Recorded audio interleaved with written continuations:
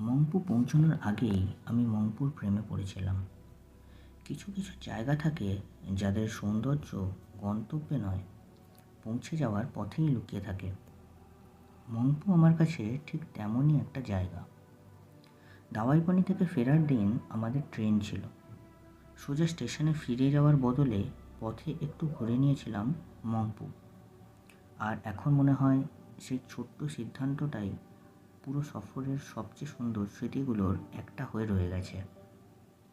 মংপুর পথে যেতে যেতে বারবার মনে হচ্ছিল যেন পাহাড়টা সাদা মেঘের কম্বল গায়ে দিয়ে নিশ্চিন্তে ঘুমিয়ে আছে। পাইন, রাবার আর অসংখ্য অচেনা পাহাড়ি গাছ তার স্বপ্নের প্রহরী। দূরে কোথাও অজানা পাখির ডাক, কাছে পাতার মৃদু শব্দ, সব মিলিয়ে প্রকৃতি যেন এক অদৃশ্য ঘুমপাড়ানি গান গেয়ে চলেছে। এমন এক সুর যা শুধু কানে শোনা যায় না, অনুভব করা যায় মনেও।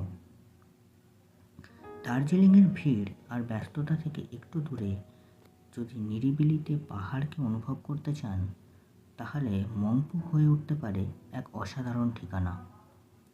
মংপুর ছোট্ট বাজারটাও মনে থেকে গেছে। ছিমছাম কয়েকটা দোকান, সীমিত সুযোগ সুবিধা, অনেক জিনিসের জন্য হয়তো একটা বা দুটো দোকানই ভরসা। আমরা পাহাড়ে কয়েকদিনের আনন্দ খুঁজতে আসি, অথচ এখানকার মানুষদের কাছে এটাই প্রতিদিনের জীবন। সেই ভাবনাটা সেদিন আমাকে বেশ কিছুক্ষণ চুপ করিয়ে দিয়েছিল।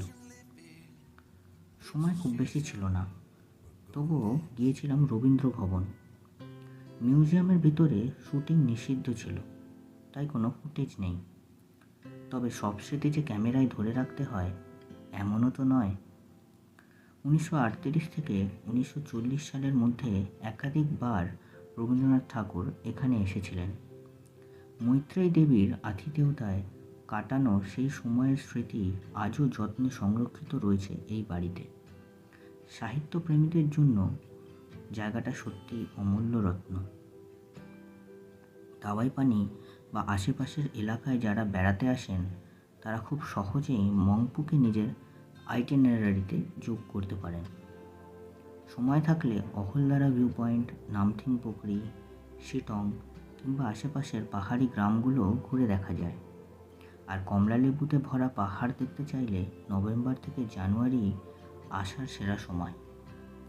ফিরে আসার পথে মনে হচ্ছিল মংপু শুধু এমন একটা জায়গা নয় যাকে ঘুরে দেখে ফেলা যায়, বরং এটা সেই জায়গা যাকে একটু একটু করে অনুভব করতে হয়, যেখানে পথের মেঘ, পাহাড়ের নীরবতা আর মানুষের সরল জীবন অজান্তেই মনের ভিতরে একটা স্থায়ী ঠিকানা বানিয়ে নেয়। আর হয়তো সেই কারণেই মংপু থেকে আমি শুধু কিছু ছবি নয়, কিছু স্মৃতি, অনুভূতিও সঙ্গে করে নিয়ে ফিরেছি। কিছু পথ শুধু শেষ হয়ে যায়, কিন্তু কিছু যাত্রা থেকে যায় আজীবন। দ্য উইন্ডো সাইডের সঙ্গে আবার দেখা হবে অন্য কোনো জানলার ওপারে।